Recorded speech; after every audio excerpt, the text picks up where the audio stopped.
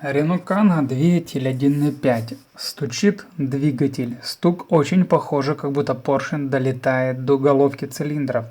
Что мы делаем? Залазим эндоскопом в камеру сгорания и смотрим на торец поршня. Видим, что торец поршня у нас белесый.